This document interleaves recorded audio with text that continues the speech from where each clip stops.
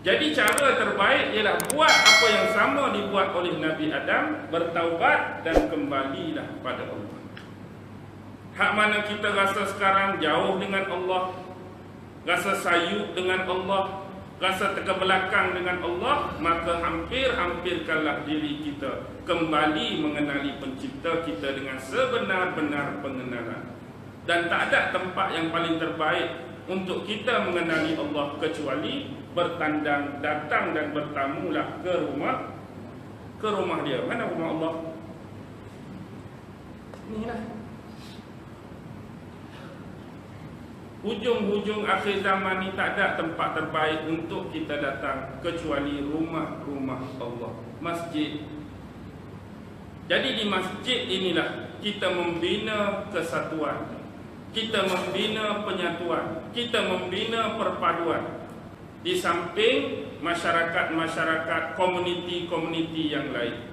Di sinilah kita sama-sama tunduk, rukuk, sujud dan menyembah Allah Subhanahu wa ta'ala. Kalau kita kira hakikat yang sebenar tentang masjid, saya ulang mungkin beberapa perkara yang boleh kita renew ataupun perbaharui.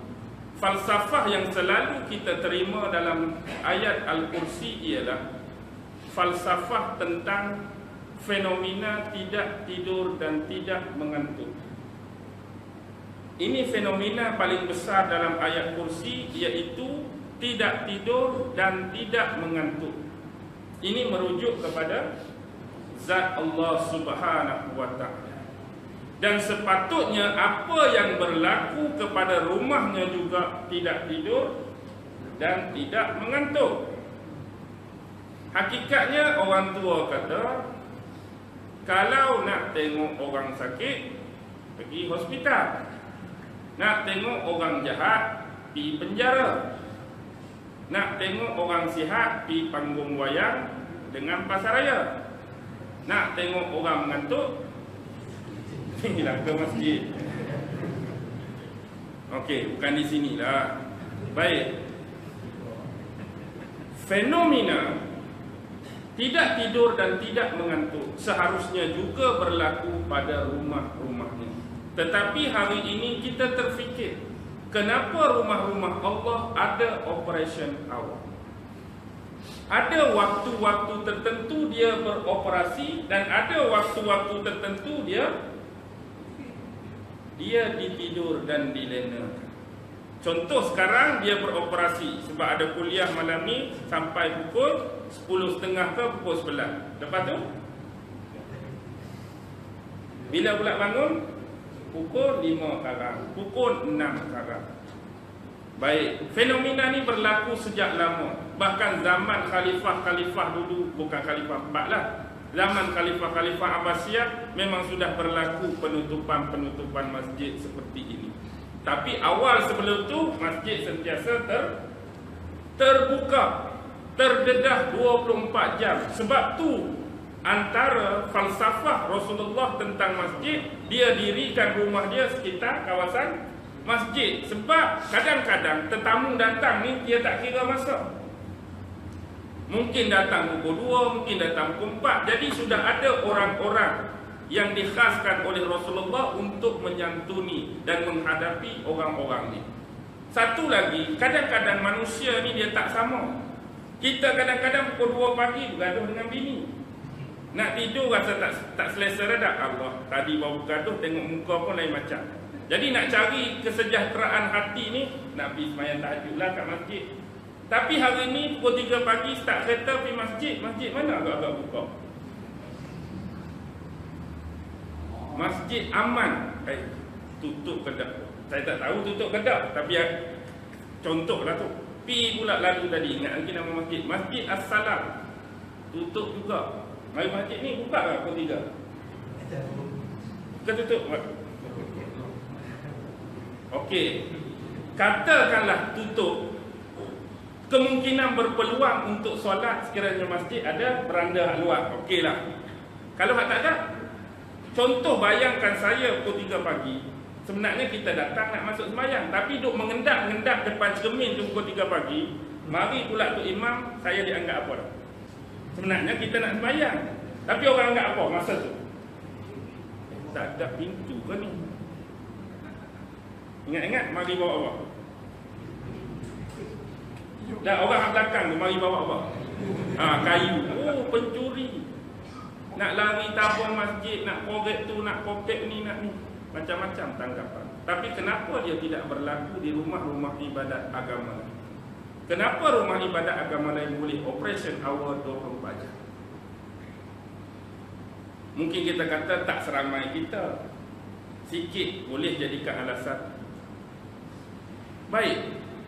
Saya pernah tanya rakan-rakan di sekolah, ada bangsa Cina, ada bangsa India. Saya tanya, pernah tak di rumah ibadat kamu bila pergi sembahyang kamu hilang kasut dan hilang slipper? Dia kata tak pernah lagi lah setakat ni. Kalau tempat saya ustaz. Saya kata kalau masjid kami tu standard ya. Habis slipper RM3, balik slipper harga RM30, biasa. Kasut harga RM30, balik kasut harga RM300, biasa.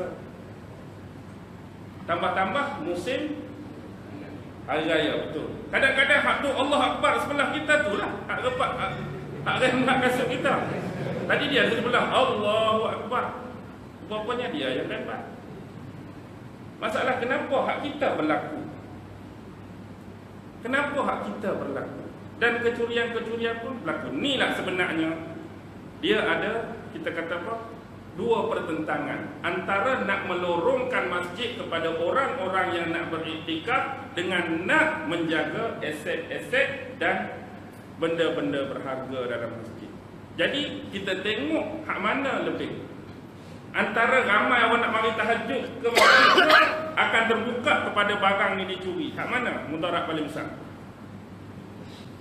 Saya duk tunggulah sejak buka masjid ni 24 jam hak mari tahajudnya satu malam tu ya. Jadi perlu tak buka?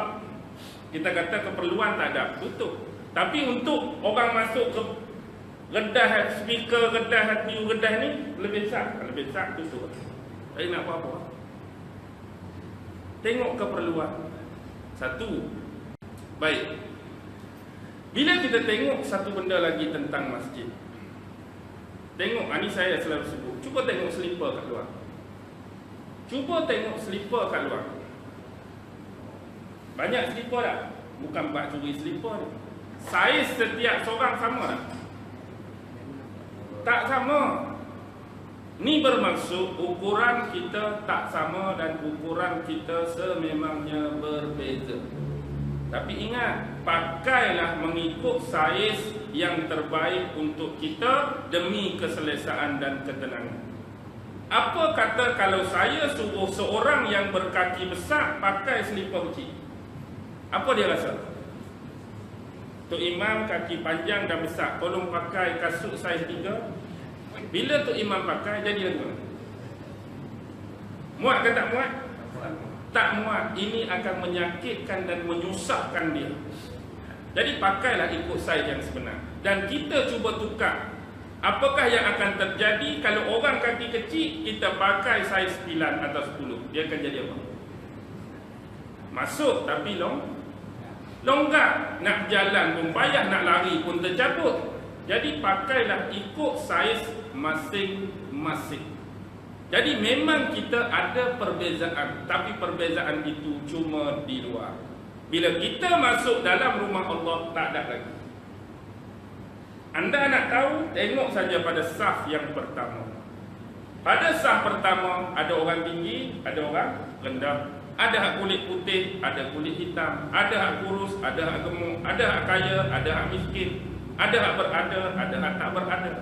Maksudnya bila masuk saja dalam ni, tak ada diskriminasi dalam agama. Semua layak, semua berhak.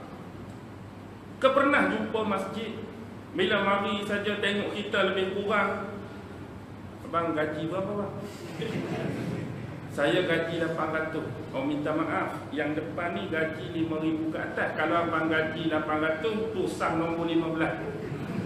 Hak gaji 800, sah nombor 15. Jadi pilah ke nombor 15. Kalau kebetulan tak ada orang duduk nombor 15, tu lah kita. Tok Imam duduk depan ni, Allahu Akbar. Makmum, no, sah 18. Sebab hak mari masa tu, hak gaji 800. Tak ada. Ataupun kita mari kulit lagu ni, muka jerawat batu, muka lebih kurang. Hak ni hak geng-geng kelas-kelas artis, muka hak licin, gebu, hak jenis menggerutu tu sah 30 tak? Patut pi sah 30. Ada tak lagu tu? Tak ada. Sah berapa keadaan kita gemuk ke apa, kita layak mari awal, di sinilah tempat kita. Tak ada perbezaan apa. Itulah yang sebenarnya tiada diskriminasi. Hak beza di mana? Hak saiz tadi. Hak saiz tadi. Sebenarnya perbezaan inilah yang menyatukan kita semua atas dasar agama. Jadi, bila kita sebut tentang agama dan kebaikan-kebaikan agama, kenapa hari ini masih ada orang yang tidak meyakini dan menolak agama? Bagi dia, kalau tak ada agama pun, kami masih boleh berakhlak baik. Tapi orang yang ada agama, kami tengok akhlak pun, ayat dia, akhlak pun lebih kurang saja. Lalu dia pun mengepost dan mengviralkan gambar-gambar. Ni orang Islam duk tengah minum arak. Ni gambar orang Islam duk tengah bunuh orang. Ni gambar orang Islam duk berzina. Ni gambar orang Islam duk buat tu. Ni duk buat ni. Gambar hak dia tunjuk tu, betul ke salah? Dah, bukan maksud saya, mungkin boleh berlaku tak orang Islam buat benda-benda tu semua. Mustahil ke tak mustahil orang Islam akan buat? Tak mustahil langsung pun. Dunia hari ini orang Islam minum arak, tak mustahil. Orang Islam bunuh orang, tak mustahil. Orang Islam berzina, tak mustahil. Tetapi bila kita memikirkan satu benda dan perkara, bila kita fikir satu benda dan perkara, kenapa benda-benda seperti ini ditonjolkan? Adakah semata-mata untuk menghina agama Islam? Ataupun nak membiadabkan agama Islam? Kalau kamu benar-benar jujur mengenai agama, pasal apa tak mengepost dan memviralkan orang tengah solat berjemaah? Kau orang Islam tak solat berjemaah? Boleh, bagusnya solat berjemaah. Bagusnya dia tengah usak kepala anak yatim. Bagusnya dia tengah bayar zakat. Bagusnya dia tengah gotong royong. Bagusnya dia tengah tolong orang tu, tolong orang ni. Tapi hak sentiasa dipost, hak gambar-gambar tak elok. Bila selalu dipost gambar tak elok, rasa ada benda tak belakang? Rasa ada benda, rasa ada agenda, rasa ada tujuan, rasa ada tersirat. Nak suruh menanamkan kebencian pada agama ni dan secara otomatik cuba keluar daripada lingkungan wilayah ini. Bila rasa muak, bila rasa lebih kurang sama dengan hak lain, bila rasa tak ada beza dengan orang lain, jadi tak salah untuk kami keluar daripada wilayah dan lingkungan ini. Akibatnya akan ramai lagi lah munculnya spesies-spesies yang kita sebutkan.